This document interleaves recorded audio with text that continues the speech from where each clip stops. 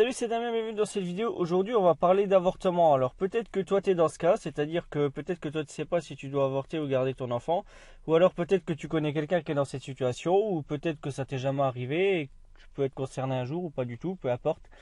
Dans tous les cas, moi, c'est quelque chose qui me parle un petit peu parce que j'ai connu des personnes qui ont vécu ce genre de situation, j'ai vu dans quel état elles étaient, et toi peut-être aussi.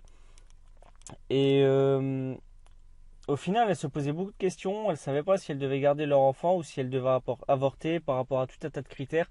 Pas seulement par rapport à elles, mais aussi par rapport à leur entourage. Et c'est vrai que c'est un peu compliqué comme situation parce que, en plus, surtout en général, quand on se pose ce genre de questions, quoi, c'est très très souvent pour la première grossesse, quoi. Ça arrive à un moment où on s'y attend pas, on n'est pas préparé. Et en plus de ne pas être préparé, on n'est souvent pas prêt pour que ça arrive à ce moment-là, où on n'est pas dans la bonne situation, on n'a pas les bonnes conditions, quoi. Et le truc, c'est que tu as tous les gens autour de toi qui veulent t'aider, qui te conseillent, parce qu'ils veulent ton bien. C'est pas normal, eux, ils veulent t'aider, ils essaient de t'apporter la bonne solution et de comprendre les choses comme s'ils étaient à ta place alors qu'ils ne le sont pas. Et leur façon qu'ils ont d'apporter leur soutien, c'est peut-être pas forcément celle dont tu as besoin ou c'est peut-être pas forcément celle que tu veux. Et le truc, c'est que leurs conseils, également, ils sont peut-être pas forcément adaptés à ta situation. Peut-être que toi, tu as besoin d'autre chose. Peut-être que toi, tu as besoin d'autres conseils. Par exemple, d'être conseillé par une personne qui a vécu ça, qui sait de quoi il parle, de quoi elle parle ou de quoi tu parles toi-même. Ou d'une personne qui saurait te conseiller pour savoir si tu dois le garder ou pas, quoi, du coup.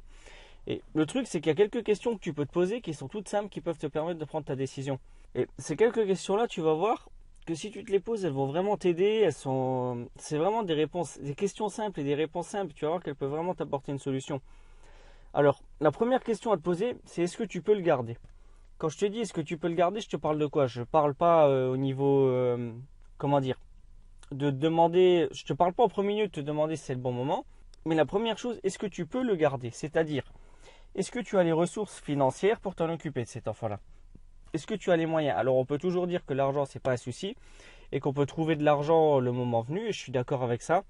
Par contre je suis d'accord avec ça dans une certaine proportion. C'est-à-dire que comme toute chose qui peut arriver dans la vie, il arrive à un moment où tu vas être confronté à une limite que tu auras du mal à dépasser.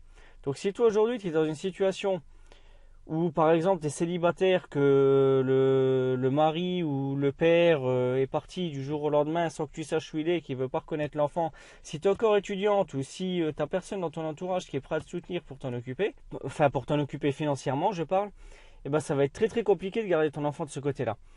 Et quand je te demande également si tu peux le garder, je parle aussi au niveau de l'éducation de l'enfant, c'est-à-dire que est-ce que comme tu vas devoir gagner de l'argent par exemple, c'est dans le cas où tu n'as pas suffisamment de ressources financières, est-ce que tu pourras t'en occuper? C'est-à-dire qu'il faut bien se mettre dans les conditions, c'est de comprendre la chose que quand tu vas rentrer de ta journée, de tes 8 heures de travail, tu seras complètement claqué. Et surtout si tu es jeune, si tu n'es pas encore préparé à ça, tu seras peut-être pas en état et peut-être pas compétence, c'est pas le mot, quoi, mais tu seras peut-être pas dans le bon état d'esprit pour le faire, quoi. Et au final, est-ce qu'il vaudrait mieux pas? C'est une question que je te pose, hein. Il n'y a aucun jugement, aucune critique. Je ne sais pas de prendre la décision à ta place, simplement je te pose la question. Si tu es dans ce cas-là, est-ce qu'il vaudrait mieux pas repousser un petit peu, de quelques mois, quelques années? Ou est-ce que tu penses que tu es capable actuellement, d'après l'état dans lequel tu es, de t'en occuper, de l'élever correctement cet enfant-là, de l'éduquer correctement, de faire les choses comme il faut et de faire en sorte qu'il soit heureux, qu'il soit bien, qu'il soit épanoui, qu'il ait une enfance intéressante, qu'il puisse se développer et qu'il soit fier de sa mère, quoi. Tu vois ce que je veux dire? C'est pas, il n'y a aucun jugement là-dedans, il n'y a aucune critique, comme je te l'ai dit avant, simplement c'est des questions à se poser. Et la troisième chose, parce que là je t'ai parlé d'avoir le temps pour t'en occuper d'une ressource temporaire et d'avoir l'argent d'une ressource financière, la troisième chose, c'est est-ce que tu as des personnes autour de toi qui peuvent t'aider à t'en occuper? Parce que si tu n'as pas le temps et si tu n'as pas l'argent, tu peux toujours trouver un travail. Si tu n'as pas le temps, tu peux très bien, il y a des personnes qui le font et ça se passe très bien, leur enfant est très bien comme ça. Trouver des gens dans ton entourage ou même une nourrice qui est capable de t'aider à t'en occuper pendant tes heures de boulot et faire certaines choses qui représentent le plus gros du travail pour que toi tu n'aies plus qu'à t'occuper de lui quand tu rentres, ou même t'aider toi à la maison pour que toi tu n'aies plus qu'à t'occuper de ton enfant quand tu rentres. Simplement, est-ce que tu connais des personnes dans ton entourage qui sont capables, qui sont aptes à faire ça ou pas, qui seraient d'accord pour t'aider, qui voudraient bien le faire? Et quatrième chose à se demander également, est-ce que tu penses que c'est le bon moment pour l'avoir? Parce qu'il y a des fois dans la vie où on veut quelque chose, on est prêt à tout faire pour, à tous les sacrifices, à s'investir corps et âme, mais est-ce que c'est vraiment le bon moment? Est-ce que tu as vraiment envie de le garder cet enfant-là, ou est-ce que tu le fais entre guillemets par égoïsme, c'est pas une critique, c'est-à-dire que est-ce que tu le fais parce que tu connais un tel ou un tel qui a eu un enfant, ou parce que tu as la pression des autres personnes autour de toi qui te disent de le garder ou d'avorter? Est-ce que tu le fais pour une bonne ou une mauvaise raison? Ça aussi, c'est une question à se poser. Et une dernière chose très très importante que je voudrais te poser également comme question, c'est surtout, quoi qu'il arrive, et je pense qu'au contraire, justement, par rapport à ce que je veux dire, il n'y a pas de question à se poser là-dessus. Ne te préoccupe pas du regard des autres. Je pense sincèrement que même si ton entourage veut bien faire, te conseille, te dit ce qu'il faudrait que tu fasses pour que toi et ton enfant vous soyez dans le meilleur des cas, ne te préoccupe pas du correct. Ne te préoccupe pas du regard des autres, ne te préoccupe pas de leur avis, fais ce qui toi te paraît juste. Alors peut-être que dans certains cas, ce que je dis là, c'est pas valable. Peut-être que ça peut pousser des personnes à se tromper, c'est possible. Moi, je suis pas à ta place. Simplement, je suis convaincu que tu es suffisamment intelligent ou intelligente, que tu sois un homme ou une femme, pour te poser les questions là, y réfléchir correctement et faire la part des choses, quoi. Je suis sûr que tu es capable de le faire, sinon je t'en parlerai pas. Voilà, et une fois que tu t'es posé toutes ces questions là, si tu penses effectivement que tu peux le garder et que tu en as envie, eh ben tu le gardes. Te pose pas la question de ce que pensent les autres, te demande pas ce qu'ils vont penser de toi ou de ton enfant, comment les choses vont être prises. Te pose pas la question. Si tu en es capable, si tu as ce qu'il faut, garde-le.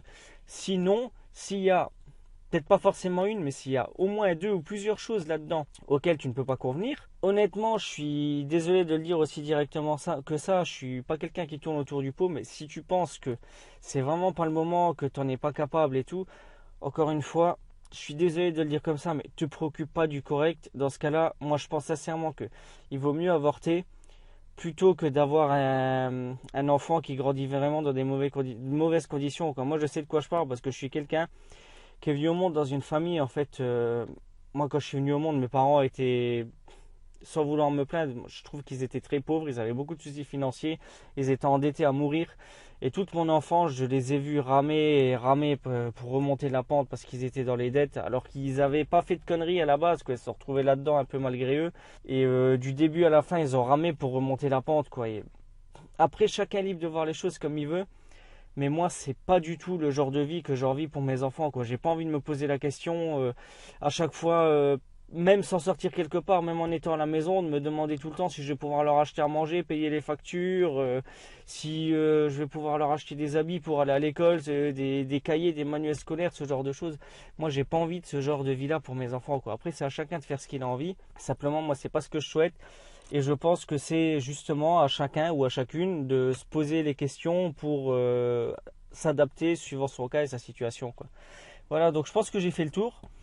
Si tu veux aller beaucoup plus loin, il y a deux choses que tu peux faire et que j'ai mises en place pour toi. La première, c'est un guide qui s'appelle 10 secrets pour des enfants heureux et épanouis. Alors tu l'as peut-être déjà téléchargé, peut-être pas. C'est ce guide-là, c'est un guide dans lequel, comme je te le dis, tu vas trouver 10 secrets, 10 astuces, 10 conseils pour élever des enfants heureux et épanouis au XXIe siècle. Et tu vas voir que c'est facilement applicable. Tu peux le mettre en place tout de suite et tu te rendras compte que tu obtiendras déjà dans quelques temps des résultats, quoi. Et la deuxième chose que j'ai mise en place, c'est un accompagnement sur 6 mois que je réserve à un nombre très limité de personnes. Alors t'inquiète pas, la première séance est gratuite. Pour accéder, c'est très simple. Tu as un lien juste en dessous dans la description, c'est le deuxième lien. Le premier lien, c'est pour le guide, le deuxième pour l'accompagnement, j'ai oublié de te le dire avant. Et il suffit de cliquer dessus, ça va te renvoyer sur un sondage. Il suffit de répondre à ce sondage, de me l'envoyer. Et moi, dès que je le reçois, tu verras, je te réponds le plus vite possible. Alors je fais au mieux suivant mes disponibilités. Et tu verras, la première séance est totalement gratuite. On fait le point ensemble sur ta situation. Tu m'expliques dans quel cas tu te trouves. Et moi, je fais au mieux pour t'aider à faire le point. On va faire ça ensemble. On va le faire tous les deux. Et si au bout de cette séance, tu estimes que ça peut être bénéfique pour toi d'être accompagné pendant 6 mois, bah c'est super. Moi, je serais heureux de travailler avec toi et de pouvoir t'apporter des choses. Par contre, au contraire, si tu estimes que ça t'apporte rien, que c'est pas fait pour toi ou que tu trouves que ça colle pas avec ma personnalité, il n'y a aucun souci là-dessus, il suffit simplement de me le dire et j'arrêterai de t'embêter avec ça, qu'on se quittera bons amis. Voilà, donc moi je te dis à très bientôt dans la prochaine vidéo et bon courage pour la suite, je te souhaite le meilleur.